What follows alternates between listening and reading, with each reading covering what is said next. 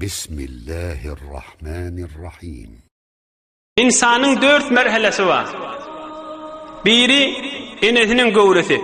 Hemmemiz enen gowresinde dik bir vakt. Enen gowresinde çağa näme pikretiye? Çağa pikretiye hemmedati enen gowresi muqadiye. Daşary çıktı ölür muqadiye. Şu mahal gowredeki çağa, şu alem jahandan dağ, yer, göň, insanlardan haber var mı? Yok. Hemmedati enen gowresi muqadiyipdi. Özü hoş şu takda.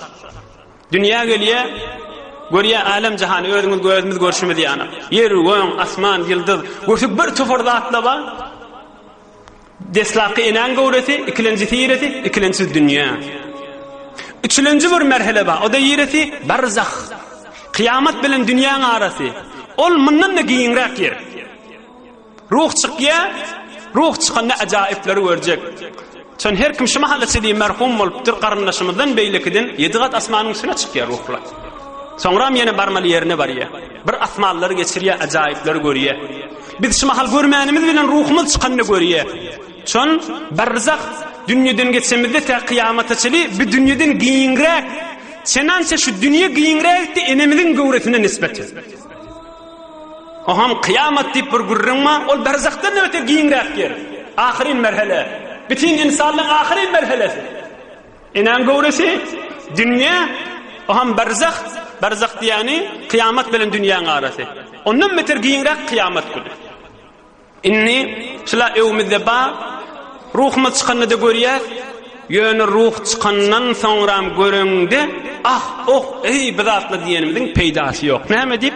Vakt geçiyor. Fırsat tamam oluyor. İmmen şu acayipleri, şu mahal görsen, ve bir mahal nahilli öğreyin men. Bir mahal Kur'an-ı Kerim'den görüp bilyen, bir mahal Resulullah'ın sözünden görüp bilyen. Hazreti Mevlana Hanefi mezhepte bir alim adam ol name diye. Saye-i yazdan بود bende-i Khuda, murde-i in alem o zinde-i Khuda. Damen-i o gir zud ter biguman, ta rehi az afet ahir zaman. Bir Hudaýyň dostun tap, bir Ewliyaullah tap, bir Hudaýa aşyk adam tap, giýjewni Hudaýyň ışgyny götüren adam tap. Fiinden yavaş göverme, ahir zamanyň afetinden dinarsyň diýipdir. Ta inki ýanky şeytany meňdeş adamlaň tüssesi, tozany aňry berdady wa, şonu gözüň öwünden aýyrsyn, galbyň öwünden aýyrsyn, galbyň saf bolsyn, ajaýyplar görersiň şonda. Ondan bäri görüp bilmersiň. Pikre galyp günüň güýmep güýmenme diýipdir. Bahmrak ýawaş Hudaý Taalaň bir aşyk adamlaň birine ýawaş ta inki ol gözüňde we galbyň öwündäki tozallar sübürsin, tüsseler sübürsin, aýna ýanjak atyp goýsun gözüňe we galbyňa. Onu ajaýyp görersiň. Hulasa bir gurrun öwreleýin. Şol ajaýyby hemme kiş görýär, kafir musulman haçan ruh çykandan soňra.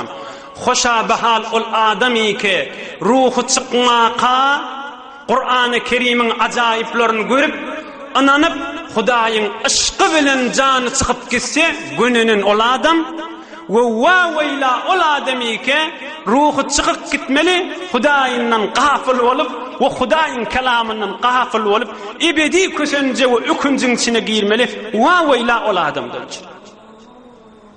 Ine Rasulullah sallallahu aleyhi ve sellem öz mübarek gözü bilen görenlerdi. برای مشاهده ویدیوهای بیشتر به کانال یوتیوب سخنرانی های علماء ترکمن سر بزنید، مشترک بشید و منتشر کنید، اجر ببرید.